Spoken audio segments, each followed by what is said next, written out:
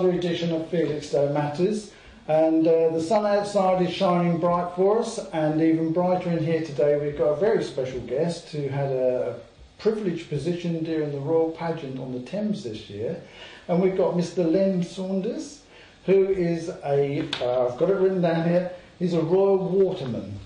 Now, welcome, Len, to Flx Matters and to Flx TV. Yeah, good morning to you. Yeah, so Len, we'll start off with the fact that you were a Royal Waterman at the Thames during on the Queen's barge. Yeah. During the thing. That's right. Yeah, we was fortunate enough to be in that position to be there on the day, and yes, and I was one of the 8 on the head of the barge that the Queen travelled on. Yeah. So we did our ceremonial duty bit on the head of the barge. Yeah, you were the ones in the red coats. In the red coats. That's correct. It was absolutely appalling weather, wasn't it? It certainly was. Appalling weather. Yeah. And how long did you actually have to stand on the front of that barge getting saturated? Well, I should think we was probably in the region of about 4 hours. Yeah? Yeah. Oh my word. But prior to that as well, on the day we arrived early there in the morning. So our day probably started at Cadogan Pier around 10 o'clock, and we finished down at HMS Present about 7 o'clock at night. Wow. So it was a long day, but a brilliant day. Yeah, I'm sure it was. The rain was only an inconvenience. That's right. But now, the barge itself, that is obviously just a normal, I don't know, shall I call it a barge? It was a normal boat on the river. It had been decorated up, transformed. That's correct, yeah. It's a new vessel to the river, to be honest with you. Oh, right. And it does like a top line luxury cruises, so it's the whole of the Thames. Right. It's a new thing that's been started.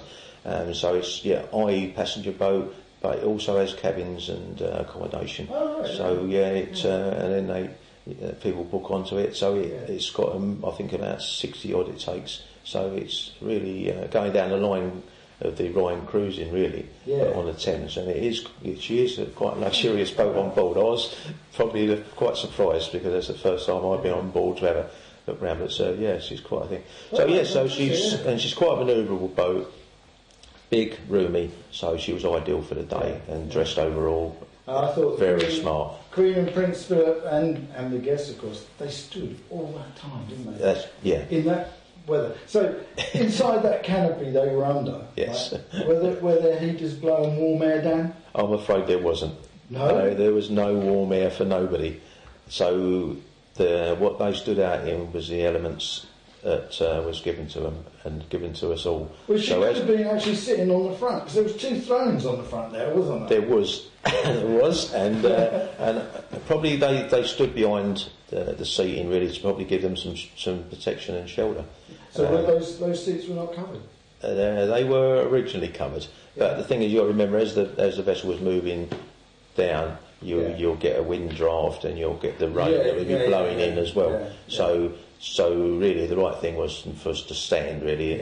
Though it was a long arduous day for them to stand all that time.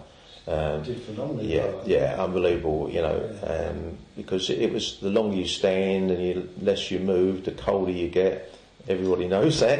Absolutely. And the feet and everything start to chill, and then it gradually works up your body. So, I've hats off to all of them. It was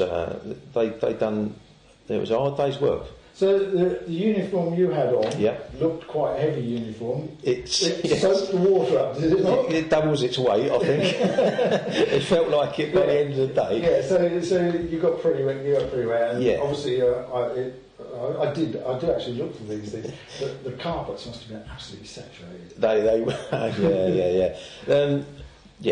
The deck, the upper deck carpet where the Queen and everybody was all standing, they had all got wet. So from previous rains and but there was a slight camber on the deck there. So the bulk of the water ran off, but needless to say, the carpets were wet and cold. And so you start again, don't you? Cold feet coming up through. So and where we were on the bow of the boat, that was flat deck. and the carpet was there was absolutely. So when I come back, and my shoes took 4 days to dry out. Oh my word. So you can imagine every time you tried to move to get some blood going around your feet, it was you were squelching water. But but it's still, you know, you did all that, but it still never took away the glory of the day, even though your feet and body was cold. Although you was on the Royal Barge with the Queen, etc., do you actually see much of her? You know, because obviously you had your back to her all the time. Were you allowed to sort of turn around and have a look? Not really, because sneaky look. The only way, which was a little bonus in a way. No, you can't really turn around. You know, it's not done. Their duty is to be, reasonably. But needless to say, we also really wanted to enjoy all the boats that was going down by as well. Absolutely. Because the boating is all part of our life, and we like to see all that. So we did turn off a little bit and have a look. But I'll tell you how we did see what was going on, right, was by the big cameras on the shores. Oh, the big screens, So as we were coming down river, so the screens we could see. So there was a big one opposite Battersea power station on the shore there. So as we come down, we could all see ourselves, and we could see the top deck and how it was going. So that was our way. Absolutely fantastic. Now the barge joined the pageant, didn't it? It didn't head the pageant. It joined the pageant, didn't it? And came down the river. Were you able to see an awful lot of what was going on? Not obviously whilst you were going down, you could only see what was around you. No. As she was doing the inspection, basically after you moored up on the side, with about this was you're talking about below the tower afterwards, but prior. Well, during the whole thing. During the whole thing, when we was laying at Cadogan Pier and everything was going by, and she was viewing everything that was going by. We stood our guard so that we was looking across towards Battersea Park and everything, and then we could see everything going down. And you got to say that the rowing side of the flotilla was massive, because when you look down the full length of Battersea Reach, it was full up with small boats, and it was unbelievable. It was a marvellous thing to have. And you got to say that all them people had started the day off cold, because they'd been sitting upriver waiting to come down, and then they've got to start to get their bodies warm. I imagine there was like rescue boats, if you like, there was 80 boats there, was there? I think I've heard somebody say that the ambulance service was busier than what perhaps the police service was afterwards. So people were cold, and at the end of the day, but I don't think even then they wouldn't complain about the day itself. It was a phenomenal day, wasn't it? Unbelievable. And the pageant was absolutely massive. That's right. I did actually I went to a country house. We just went for a visit. Oh right. And they had an enormous picture on the wall there of a pageant. And it was just before the royal pageant, and there was this massive picture, and this woman was saying that this one was actually a copy. But there was a competition at some time to paint the pageant. Of course, then it was all rowing. The Royal Barge was being rowed. Well, we got the barge that was the Royal Barge, the new barge that was built, the rowing barge, the Gloriana. Well, we actually went up and rowed her first time when she was launched at when she was launched at Isleworth. She was craned off of a lorry, and that's it. So but this is. For us as watermen, we must have put the curse on it, because we laughed when we done that, because when that was launched, where there was absolute storm, hailstones, it was horrendous. But we rowed it from there up to Richmond, and then the next time we was aboard that boat as well was down at Surrey Docks, when the Queen went down and opened the Cutty Sark again after all the refurbishment of the Cutty Sark. So she come down aboard the Gloriana, and it was raining that day as well. Unbelievable weather. So it continued itself on the 3 occasions. But but that's how it was that period of the months, wasn't it? It was pretty blustery. So obviously, a Royal Waterman is obviously quite a prestigious title to have. Well, we all think so. Let's know, of course you do. How many are we on? We're down to 20 now. 20? Yeah. going back to days of Henry VIII and so on, all the way down through. First of all, what is a waterman? Well, a waterman is going back to the early 17th century, if you like, when they used to just row passengers from one side of the river to the other, and backwards, forwards, up and down the river. Yeah. And them guys used to be called wherrymen.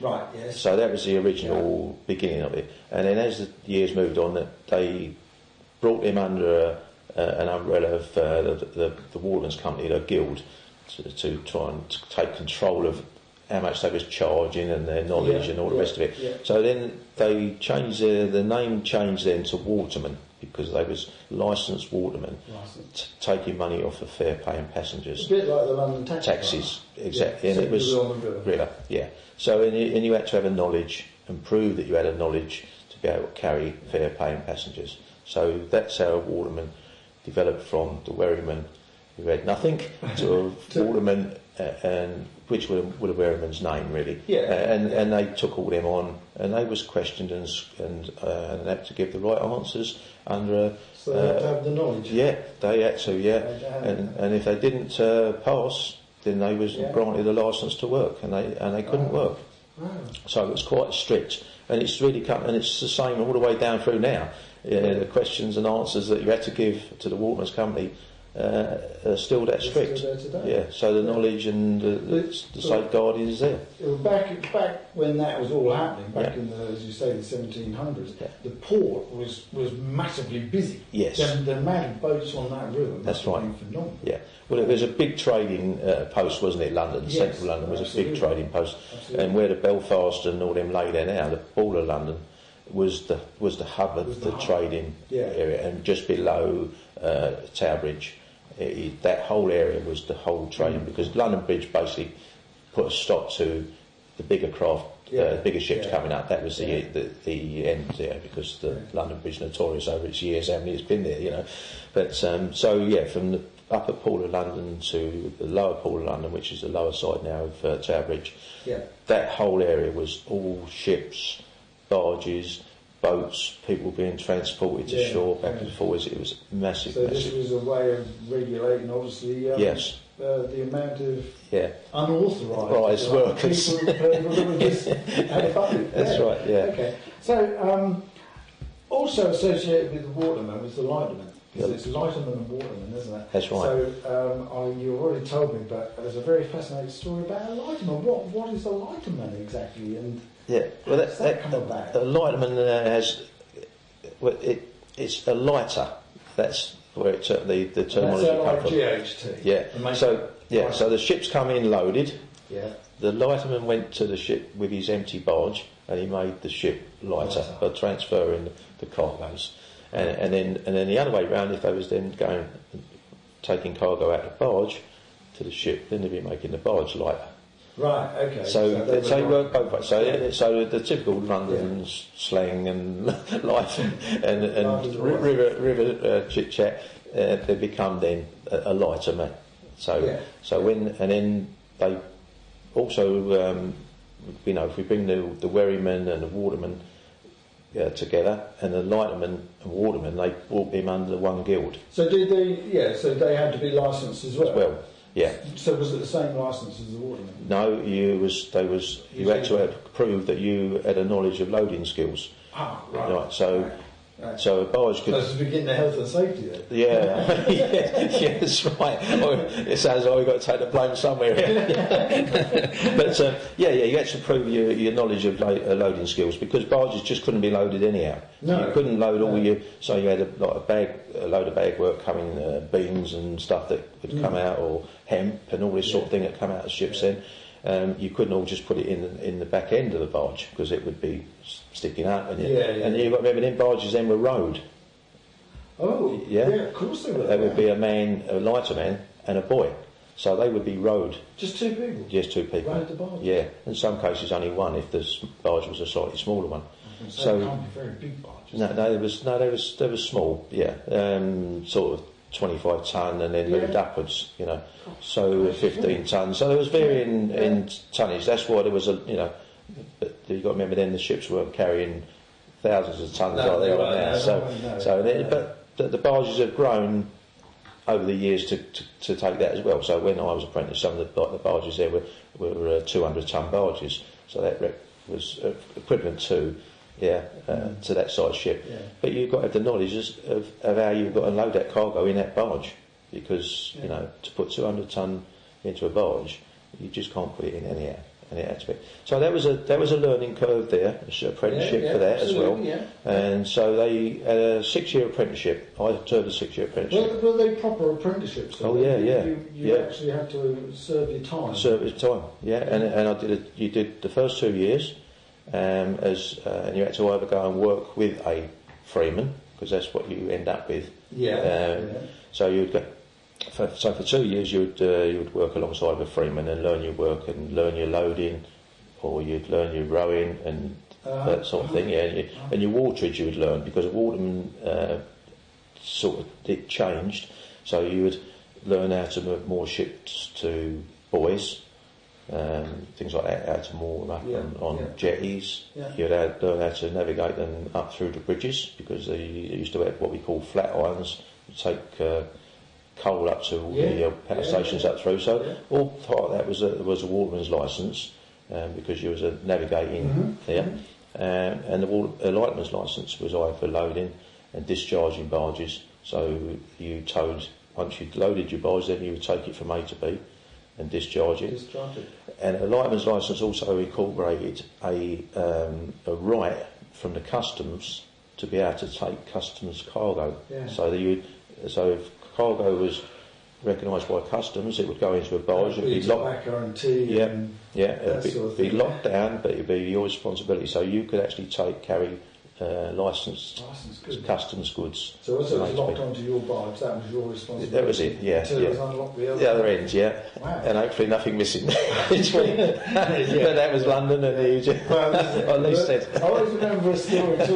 Just diverse a little bit. My dad used to work on the railways during the war. He was invalided out of the Air Force, and the part where they lived, there was some American air bases around, and they all lived quite well. And they used to get what he called a brace and bit, which was a drill, and they used to drill up through the bottom of the carriages and hit the sugar bags. And they would all fall out through the hole, and they would catch them. But obviously, things like that went on. There was obviously pilfering amongst it, wasn't there? I think that's right, and I think at the end of the day, that's why it's come right back down to containers now, isn't it? So when they take anything now, it's one big lump, isn't it? Not just bits and pieces. So I think there was inevitable somewhere along the line that things was going to change. Did you know? This is another funny aside. That obviously here in Felixstowe with the port and the containers and everything that comes through here. Did you know that people like Adidas and Reebok and things like that when they ship their shoes in, they don't put left and right in the same box, in the same container. That's right. They're actually matched here. Yeah, that's right. Once they're aboard. There you go. If you didn't know that, your left shoes come in one container and your right come in another one, to stop people pinching pairs of. But it all could be a problem, can't it? Because if you put an order in and they say, "Well, hang on, they can't get them yet because the other left container's still at sea." Still at sea. You're a bit stuffed there. You are. Very good. So Len, are you a lighterman as well as a waterman? I held dual certification. So I'd served my time for a lighterman. So I went through that 2-year period, and then went and was asked questions on my ability over them 2 years, and then if they're satisfied with it, they give you a 2-year licence. So halfway through not halfway through, but 2 years into your apprenticeship, they give you, and then that allows you then to go and work solo. Oh right, yeah. Even though you're still an apprentice. Yeah. So they would give you a restricted work to do. Yeah. So you could you'd load a barge perhaps with only maybe up to 60 ton. So that you've got a certain amount of leeway and not going to make the barge unsafe, and so you used to do them sort of things, and you would only and you couldn't work of a night time. They had all them restrictions on it, so you were still. Did the ports work through the night? Oh yeah. Well, even with the restricted lighting that they had in those days? Yeah. All the navigation lights were all oil lights and everything like that. So yeah, it's no, you work through the night. It was 24-hour port. There's no doubt about that. So yeah, so they restricted that to the apprentices, so they knew that they was getting their rest and everything like that. So that's it. But but the funny thing about apprenticeship, our papers when we signed them, it was quite like for modern lads really. It was quite restricted because it was all in the old format, you know, and it said on it. And when I signed it, it actually said you must not frequent taverns and everything like this, and you must hand over your wages to your parents, and they would give you enough back just to keep you going for the week and everything like that. So all this was on our indemnitures when I signed, and. So you had to stick to that because you was asked. You was asked, but they never. So your parents could dog you in. Oh yeah, he was pretty good, Dad. He never, Mum. They never. So obviously we're in a short time. We could go 2 programs there. Yeah. Obviously you are a waterman. How far back does it go? To grandfather? My father, grandfather, and his uncles. So then it would have been their father. So, but I've got a sister now, where I thought I was only a 4th generation. My sister's doing a family tree, and it looks like I could be now 6th generation, which has come as a bit of a surprise. Wow. Yeah. 6th generation of people on the river? So, they're living from the river? Yeah, river. Wow. So that's exactly right, yeah. So, So we're not talking just one person from each generation, are we? No. So there's quite a few of you. That's right, Your family actually work the river. Yeah, I've got uncles and everything that, so it's there's the information that's come out from a family tree has been quite surprising for me, so, which is good. So. Well, before I get on to the last one, just one question I will ask you. Where do you work between? You know, up the river towards Kensington or wherever it is up that way. Yeah. And how far do you actually go out to sea? Well, we really don't now. I do. We can do, you know, but we keep most of our work within the bounds. But what the Waterman's Company has got a area now, which is from Lower Hope Point, which is down below Gravesend, and they've got a mark on there, what we call is the Waterman's Stone.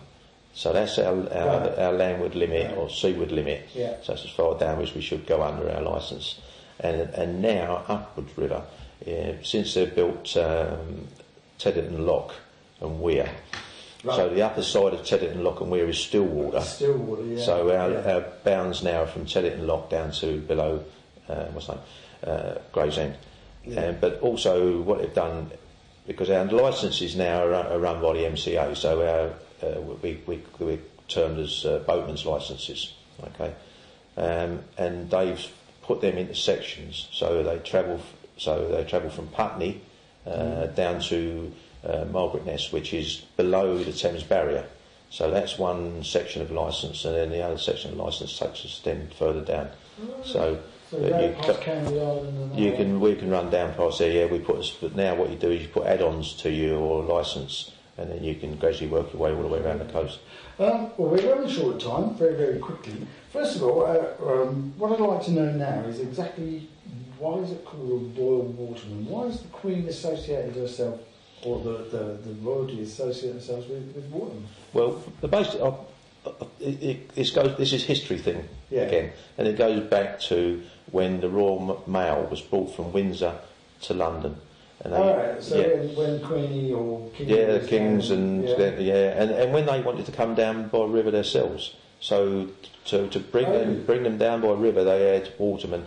Yeah. So then the waterman that rowed them down then was given that position of Royal Waterman. So you could have been a Royal Waterman to a king at the time. And as it's for me, I'm great. I'm the waterman to the Queen. Yeah. So that's it. So the duties have changed from naturally rowing them downriver from Windsor now. Surely you didn't. You know, the mail dumped in your boat and off you go. Did you roll all the way from Windsor to... There was about 200. There was originally, I think, there was around about 200 Queen's Watermen. But so did it as a relay. They did it as a relay race, in effect. But they would row like anything from Windsor down. And you got to remember that, but that would all be down tide. Yes. Yeah, because there was no locks and weirs as such then. No, so it'd be rowing all the way down, nothing to stop you. Tide, so the mail ran to the timetable. Yeah, and you would row down on the tide, and that's what they guaranteed to do. Right. They're guaranteed to get it down on the tide, and that's a term that we hang on to. And we do little reenactments now of it. Right? Yeah. There's a Steely, which is a barge, and it's made out of the wooden pipes from the drains of London, and it's in a cask, and it's taken up to Hampton Court. So we row it from Hampton Court down to, I think, the Tower. We've rowed it down to Greenwich, and we've rowed it to the Shakespeare Theatre, and it stays there for a year, and then it's returned to Hampton Court, and then we do the same thing next time, and it's rowed down. So it's similar sort of. So all the mystery things we try to keep going, and that's all part of what the Royal Waterman would have done over the years, was transfer stuff down.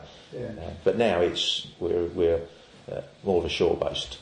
As such. But even you actually still work on the river, yeah? I still work on the river, But if the Queen comes out on the river, we man the boat that she's on, that'll be just done. And any of the royal family that come out with dignitaries from anywhere around the world that want a trip on the river, then we come out and we're with them. That's how it's done. State opening of parliaments and all that sort of thing, we man the carriages for them. So for us, it's a... You stand on the back of the carriages? Stand on the backs of the carriages, and we see... They're not soldiers? They're not, no, there's us. So the Waterman goes landside? We go landside, yeah. And we see the people, everybody on and off of the carriages when they're due to get on and off, make sure they're safe on and off. So, and even that, we do that at Windsor as well. Yeah. So if they're doing, so if somebody's coming to Windsor, and they're going to give them...